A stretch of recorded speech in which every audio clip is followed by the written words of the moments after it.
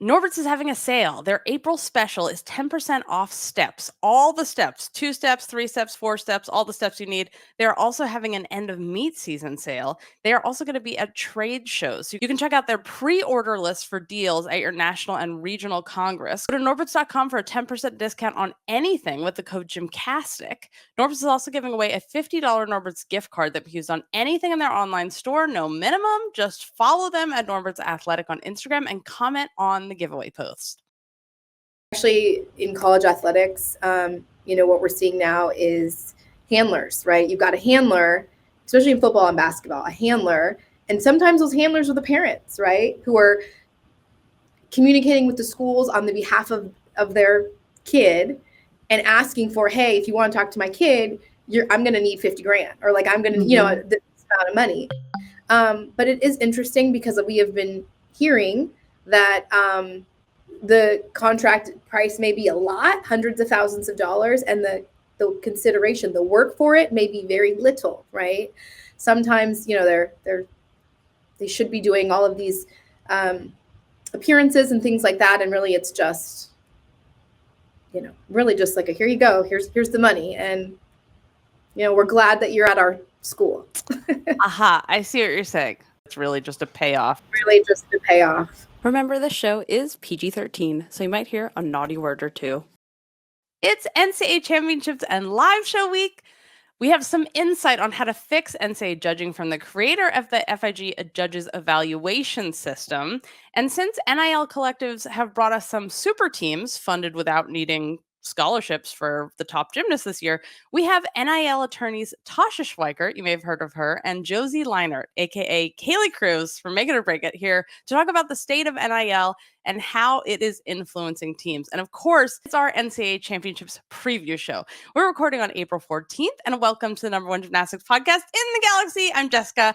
Spencer is still recovering, and yes, it may have been this season's scoring that finally made him actually take some sick days, but we're ready to dig deep because that's what you do in the postseason, you guys. Sports. We don't have a behind the scenes this Friday because it's our live show this Friday. And remember, the virtual live show season pass goes away on April 18th. That's this Thursday, the day before the live show. So finals are Saturday at 3 p.m. Central Time, broadcasting on ABC, and we'll have a College and Cocktails live immediately after the finals on Saturday with our immediate reactions and that kind of stuff. But we have to go to the press conference, get some answers for you guys, and then we'll come back up and quickly get online and do the live College and Cocktails after finals.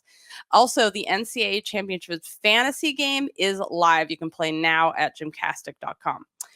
Breaking news before we get into the judging and everything else. So, Sanne Weerman of the Netherlands, we've been talking about her sights to Bahardwaj, and she finally competed it. So she competed her Stalder Pike to Kachev 2-pack, 2 sights. So that's a toe-on Shaposh full to high bar to immediate Bahardwaj, which is nuts. And she did it. So hats off to her. But speaking of sights is making her post-Achilles tear comeback this very week.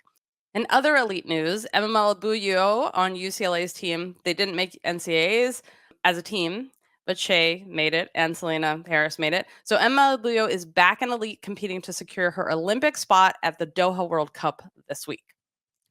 Let's start by talking about NCAA judging. Let's get to the core of the world of NCAA gymnastics right now and talk about this, because we've talked about the problems with the NCAA judging for years and years and years. And I think it's time to find solutions instead of just talking about rehashing the problems over and over. So I had a conversation with Dr. Hughes Mercier, who created the judges evaluation system, which is used by the FIG to choose which judges are going to be at the Olympics or at the World Championships, the best, most accurate judges. So I asked him about the NCAA, and here's what he had to say. I want to make a point of saying, like, I'm not directly criticizing the judges because there's sort of unwritten rules that they are supposed to follow, and that's part of the whole problem. But I want to know from you, because obviously this is my dream. If the NCAA called you tomorrow and said, hey, we want you to implement your judging system for are NCAA college judges. So you have an evaluation system and all of this, and they use the 10.0 system. They're not the difficulty and execution system like the FIG. How would you address this? I would love it. They can call me anytime. They can send me my email. They can send me an email. There's no problem. There are two things, right? The first thing is, let's talk about the 10.0 system, right? And the NCAA level, again, a disclaimer, I don't know the sport very well, just to be clear, right? But at a 10 system, that's not a problem, but you have to assume that, especially at the NCAA level, many athletes will start from 10. Mm-hmm. And then it becomes a matter of judging execution because the difficulty is bounded, but we go back to the same principle. Execution must be based on a code of point, which might be different, but it has to be precise, it has to be applicable. It cannot be things that we hear like, oh, giving a 10 is like a feeling. No, it's not a feeling. I'm sorry, because feelings are subjective. Feelings are influenced by crowd noise. They're influenced by biases, by all kinds of things. It's very subjective. So again, the problem is not the 10 boundary. The problem is, okay, we have to make sure that the execution is super, super, super objective. Clear codes of points, clear deductions, good panels, neutral judges, and then it's a piece of cake. Let's say you go in, they fix the code of points, so it's like this is the actual NCAA code of points, and everyone is expected to take the actual. There's a lot of up to deductions, which I think is kind of you can take up to 3/10, and that's where. But but if you can do that, you have to be clear what the up to correspond to, right? I had the same discussion in parkour last week. So let's say all of that is fixed. Fix the code. Yeah. Everyone knows precisely. They're only precise deductions, no wiggle room. What would you then do? Right now, what happens is the judges judge, the meet ends, and then the coaches of the gymnasts they've just judged fill out an evaluation form and send it into the judging association. Yeah, but you see, that's the main issue, really, because of course coaches are biased, right? I mean, it's clear. I mean, the coach, they want good results for their own athletes. And I'm not sure, but maybe it leads to great inflation as well, because all the coaches want good marks, right? And judges are kind of incentivized to give higher marks to everybody, because if they give higher marks and slightly higher marks to other people, then everybody's kind of going to be happy because they want high. Yeah, they all are. So again, this is very, very subjective.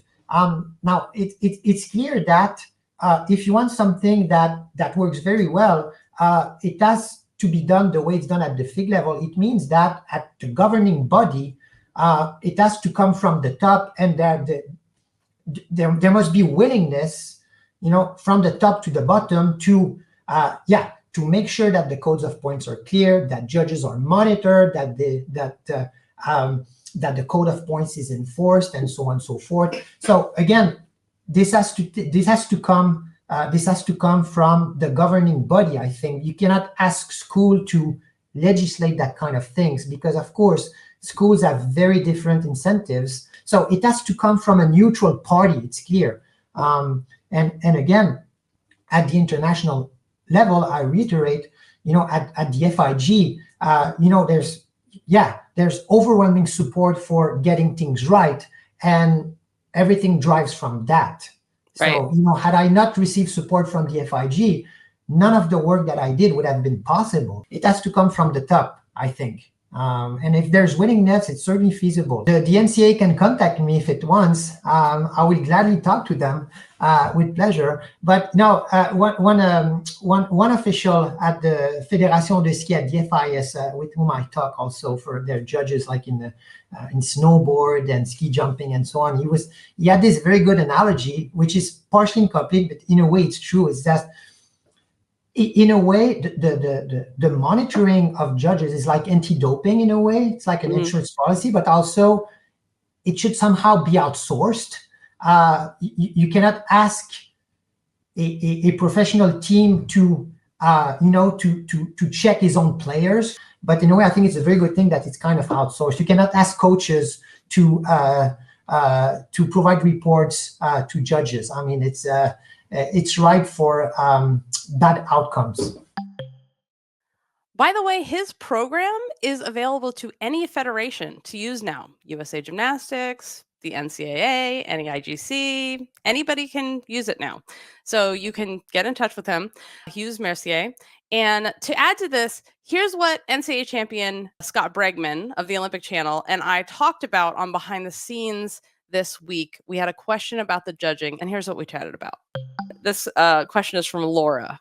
How do we fix NCAA judging, particularly the bunching of scores? I feel like we have one of two options. Create a brand new NCAA code instead of sort of using the level 10 code.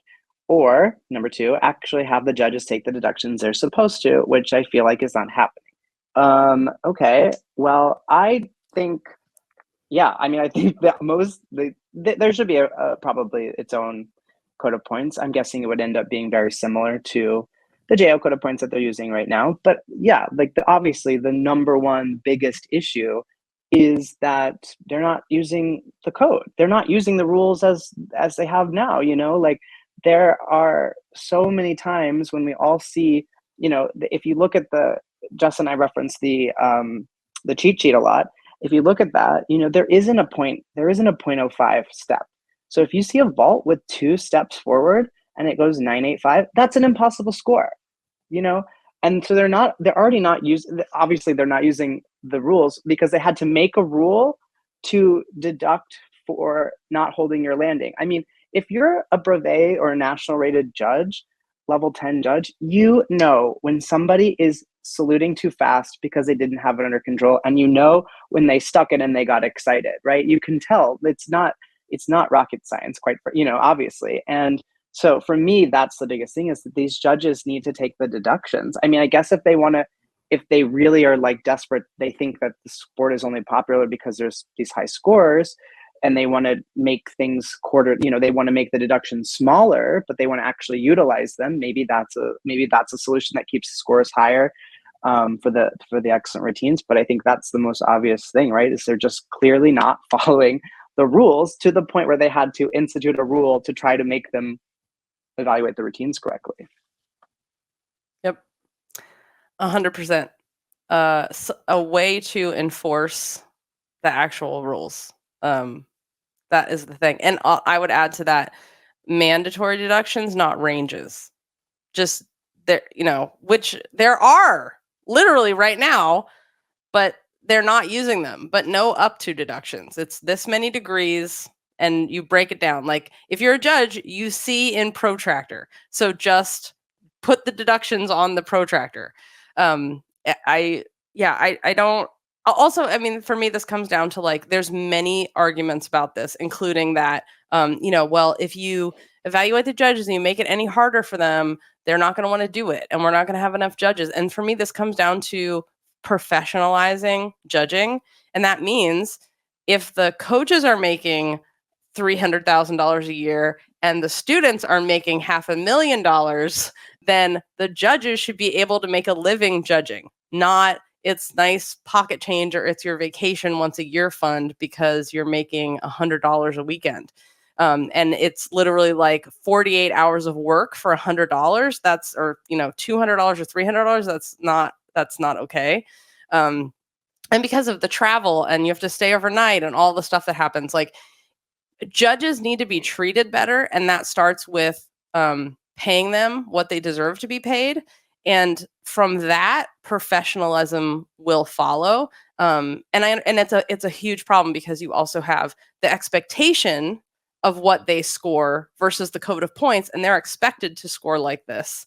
The unwritten rules, right? Which we talk about all the problems with the old MARTA way of camp, all the unwritten rules. Well, those are the unwritten rules of college judging. So it's a global problem. But for me, it starts with professionalizing, and there's no reason that and the NCAA, which is a billions and billions and billions dollar organization, there isn't enough to pay the judges what they're worth, and that the top judges get paid more. And this goes to elite too. I mean, I don't think the brevets get paid enough either. I mean, you basically have to have own your own gym, or, have another career that you make your money from to judge, and or have someone that supports you to be able to judge those levels, because you have to just leave your life for 2 months, to judge at those things, or be able to leave for, a week at a time, several times a year. And no one has that much vacation in the US. So professionalizing, no ranges, enforce. Yeah. If you want to hear more of our conversation, you can hear that every Friday. We do a live Q&A behind the scenes, or college and cocktails during the college season, and there's a link in the show notes to that. A couple of reminders. NCAA Championships fantasy game is live now at gymcastic.com. The NCAA live show, GymCastic live show, is with our special guest, Royalty. Our Royalty will be joining us on stage this Friday, April 19th. Virtual and in-person tickets are on sale now. And if you can't make it live, you can always get a virtual ticket, and you can watch it up to two weeks after the show. So you don't have to watch it that minute. You have 2 weeks to watch the live show in the replay. Also, season passes, that's the 4 tickets for the price of 3 for the whole year, are gone as of April 18th. So the 18th, they're done, and you can always upgrade to an in-person ticket if you want to. We are a very small business. There's no IT to help during the show. So because we're all working on the show, please buy your tickets now, because there aren't a lot of us to help out the day of the show. And virtual ticket holders, download the Quizzes app now. That's Quiz ZIZ at the end, Quiz ZIZ app, because we're going to do the contest where we do the quiz, but it's going to be easier this time. It's not going to be insane encyclopedic knowledge that only like 3 people can know the answers to like it was last time. We're going to work on it a little. So also, if you're coming to the live show with our very special royalty guest, doors open at 6:30 local time. There's a margarita special at Casa Rita across the street. It's like a walk-up drive-through margarita bar, and you can bring your drinks into the theater, and they have a special discount happy hour for us. So don't pass that up. They're also very strong, so be aware. And don't forget that after finals on Saturday, we're going to go to the press conference, and we're going to come back and go live and talk to you guys about the meet. So that'll be Saturday after NCAA finals. Now let's talk about NIL. And you might be thinking, like, why do you want to talk about NIL when it's the week of NCAA championships? And the reason is because this is the first season we really saw team results shaped by NIL, especially how you could have more gymnasts on a team that could be fully funded beyond the scholarship number with NIL collectives. And this might be the first year that we have outcome of the NCAA championships might be influenced by NIL for the first time. Like, they might actually change the outcome. So I asked 2 gymnastics world attorneys who work in the sports and NIL practice area to chat about it. Please welcome world and NCAA champion and Olympic medalist Tasha Schwikert, who is now an attorney. And with her is her recruit. She recruited into the practice, Josie Loren, now Josie Lienert Esq. You might remember her as Kaylie Cruz on Make It or Break It. So let's chat with Josie and Tasha about some of the stories they have about NIL and how it has especially changed the recruiting game. And especially in college athletics, what we're seeing now is handlers, right? You've got a handler, especially in football and basketball, a handler, and sometimes those handlers are the parents, right, who are communicating with the schools on the behalf of their kid and asking for, hey, if you want to talk to my kid, I'm going to need 50 grand, or like, I'm going to, this amount of money. And that is so sad, right? Because the kid obviously wants an opportunity with whatever school that their parents are talking to, but at the same time, that is the most shady way to go about it, right? And then so the parents profiting off the kid.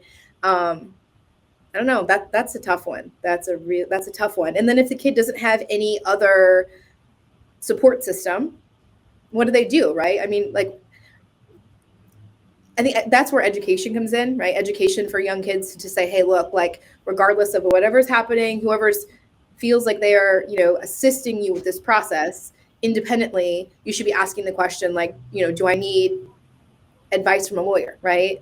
When talking to schools and talking and engaging in NIL deals, like, do I need an accountant? Do I need a CPA? So that's hard though, right? Because they're assuming that their parents would be handling those things for them. I feel like coach and I'm trying to have an honest conversation and gauge what is this kid like? Are they going to fit into the program? Or is this what I'm looking for our culture, whatever, all of that stuff, all the non-sports things.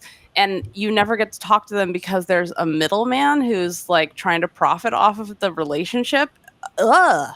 That's exactly why, you have Nick Saban, who's now, being very open about one of the big reasons he left Alabama. And he's just over this new world that we live in. He's like, I'm here to listen. He's here to win national championships. Okay, let's be honest, right? Let's be honest.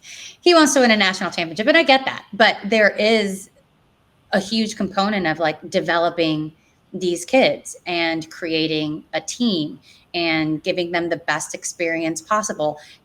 At the end of the day, the percentage of these kids who actually turn pro is so minimal. So yeah, the bigger part of all of this is developing them into, decent human beings, setting them up for the future. And unfortunately, as he's been very vocal about the last couple months, like that's just kind of gone. And it's been replaced with, conversations of how much money can you get me? So yeah, I mean, we saw the best coach arguably of all time in college football bow out because of this. I should note before you say this that both of you have spouses who are in professional or are in professional sports. Yeah, it would be a huge turnoff to me if I was a coach. Yeah, so my husband played college basketball and then played overseas for many years, and now is one of the assistant coaches for the Houston Rockets in the NBA. But he did coach in college for 1 year before he, in the middle of his NBA coaching. So he went NBA, went to college at the University of Oregon to coach for a year basketball, and then came back to the NBA. But he's still very much involved with college coaches, and there's so many stories of like, gone are the days when I used to be able to just go into a living room, get to know the potential student athlete, get to know their family, get to know their likes, dislikes, and build this relationship, right? And this bond on like trust and like you want to come here because you want to be a part of this school and the legacy of, what the school means. And it's really at this point just about like how much money are you willing to pay? I mean, that's what the conversation comes down to. And all of that other stuff seems to be peripheral at this point. And it's sad. It's sad.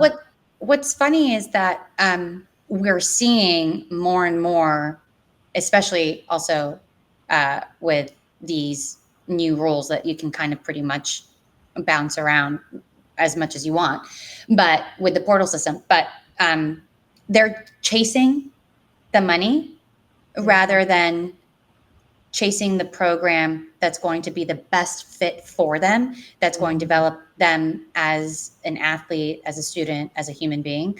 And at the end of the day, that doesn't serve them at all. Now you're 2-3 years into your college career, and how much have you played? And what's the end goal? Is the end goal to fill your bank account for a couple years?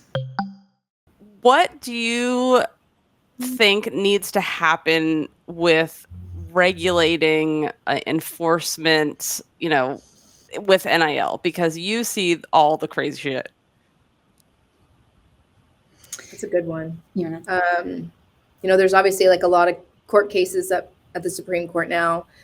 Schools are suing the NCAA. I'm thrilled that athletes are finally being able to make money and have the upper hand, but I do believe that there needs to be some sort of a level playing field and equal playing ground for everybody. Because you have states that are really taking advantage, and it's almost like a race to the bottom, and they're getting rid of all of their NIL laws as a way to lure athletes to come to schools in their states. And I just think it's not fair.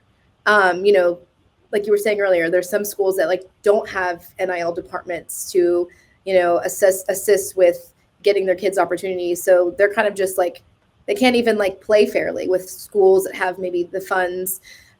Likewise, state situations, right? If you're in a state where there's heavy NIL regulations, all of those schools in that state are pretty much screwed, and everyone's going to run off to states like Florida who have virtually no NIL rules, and it's like super wild, wild west, or I guess wild, wild south over there. To your point, it also can't come from a state level because the states are, exactly like Tasha said, just competing to who can get rid of all of these rules and regulations the fastest, so that there's nothing regulating NIL, and you can pretty much strike whatever deal you want with whoever you want, and the universities can be involved, and all that jazz. So it has to come from a higher up that is going, because the state is not going, well, although Utah did just pass a law, I think they have now a cap.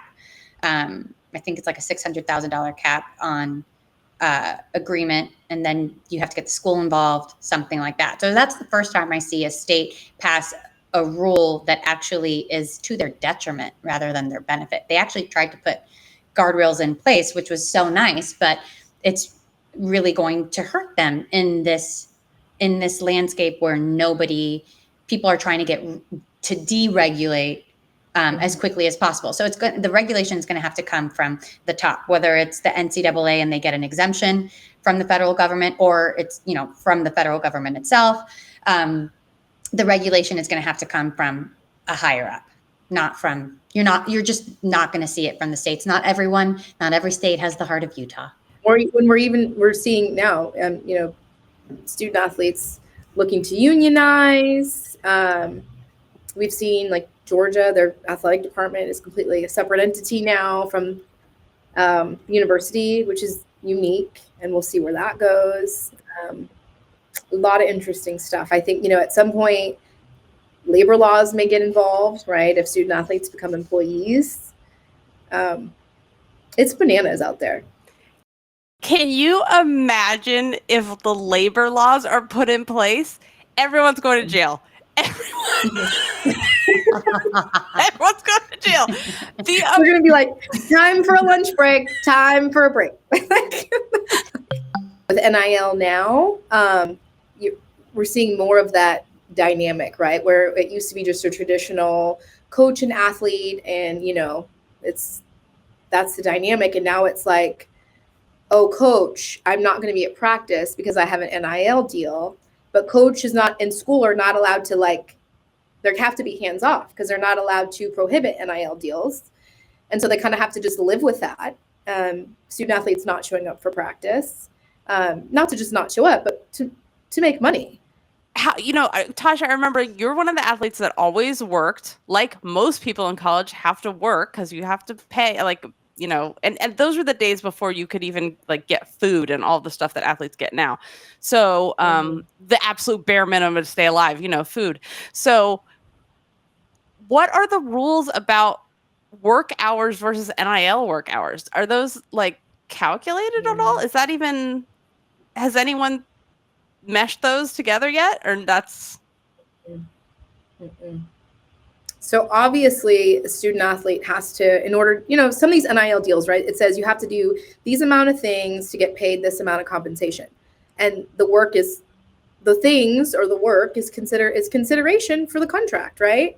But it is interesting because we have been hearing that the contract price may be a lot, hundreds of thousands of dollars, and the consideration, the work for it may be very little, right?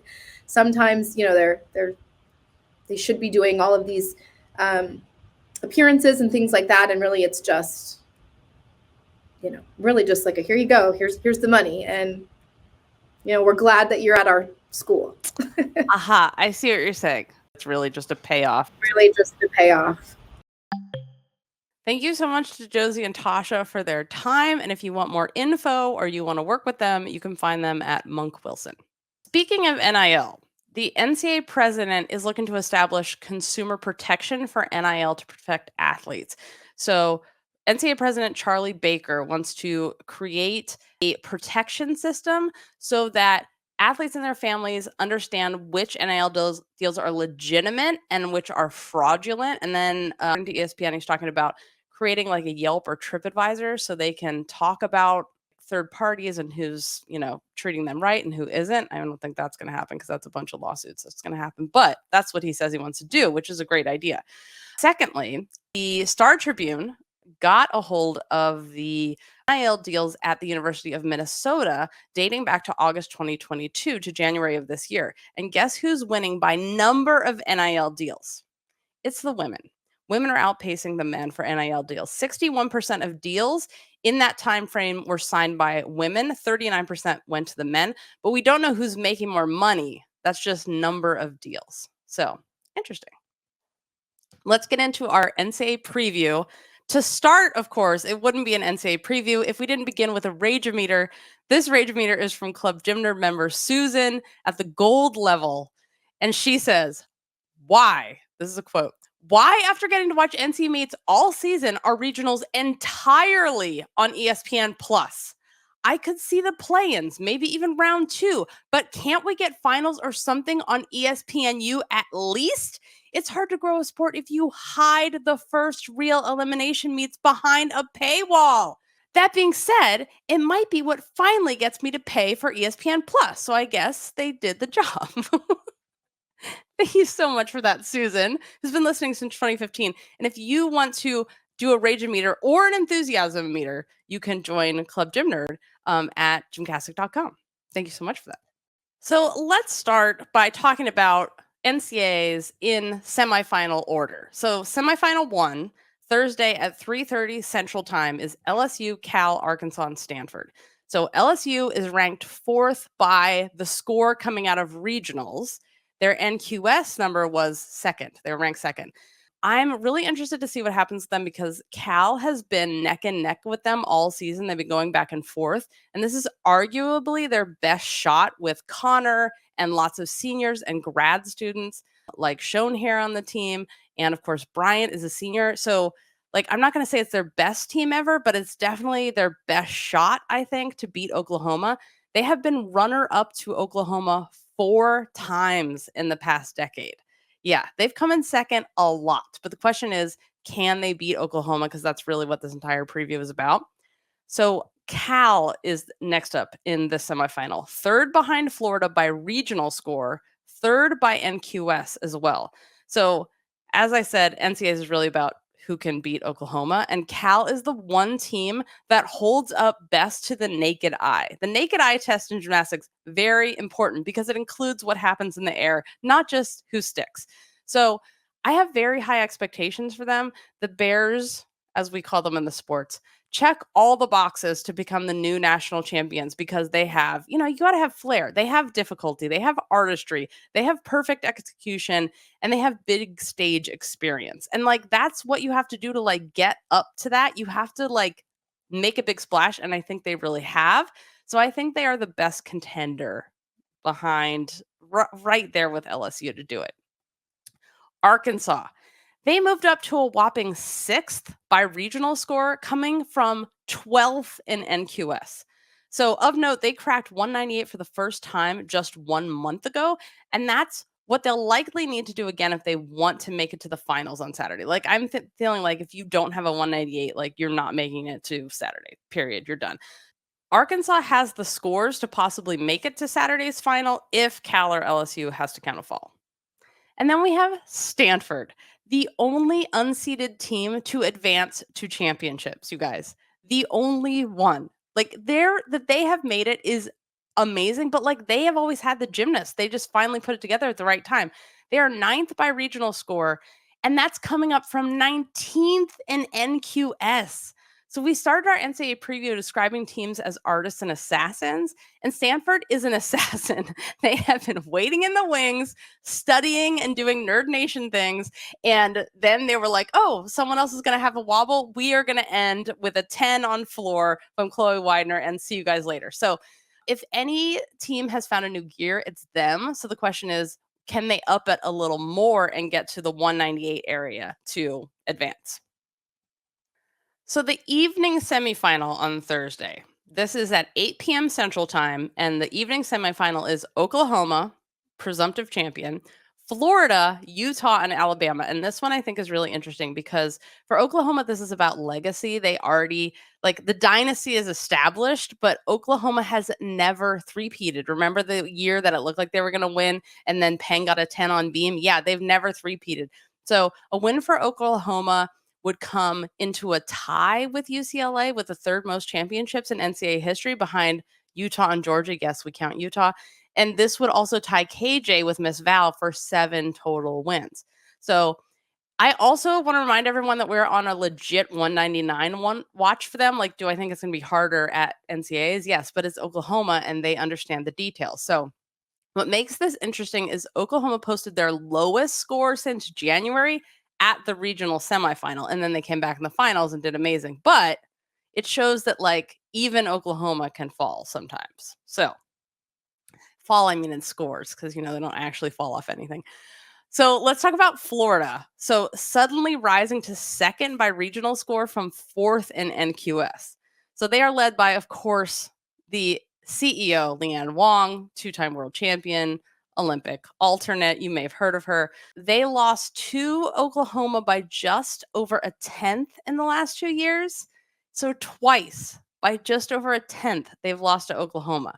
Like, I think we forget about how good this team is and how deep they are. So the question is really, can Florida overcome the new coach NCAA championship team curse, which, you know, states that once a team has won an NCAA championship with one coach, once there's a new coach, they can't ever win with the new coach. So will they be the first to break the curse? That's really the question for them.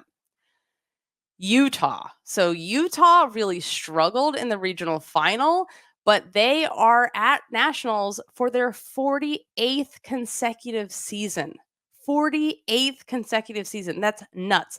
So I feel like regionals is even more pressure for them because it's like you have to keep up the streak, but they're down to 8th by regional score from 5th by NQS. But I think the thing is for them, we forget how many amazing gymnasts they have on that team. Like, I don't know. I don't forget, but you guys shouldn't forget. Like Miley O'Keefe, and she's the reigning all-around champion and the beam national champion for a reason. And that's not even including her insane bars. So it's a tough semifinal to advance out of, but Utah, if they can avoid falls, they should be right there at the end. Alabama. So Alabama and their murdered out leotards and their Chloe Lacourcier's cheers when she sticks. So they're up to 6th by regional score from their NQS, which was 8th. So Alabama is ranked 10th on every event except floor, which ironically they set the program record on this season with a 49.75 back in February. I think their secret weapon is really Luisa Blanco, future Olympian, and they need a 198 to advance, like everybody, I think, unless suddenly the scoring starts judging everything in the air. Like, this is really the difference. Like, between Alabama and Utah, it better come down to what happens in the air because they can both stick everything. It could be very exciting. You never know what's going to happen.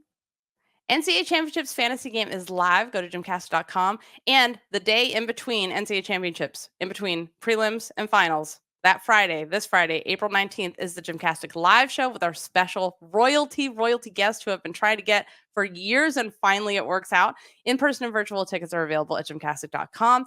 We will have a live podcast, immediate reactions for club members right after finals right after the press conference on Saturday after NCAA finals.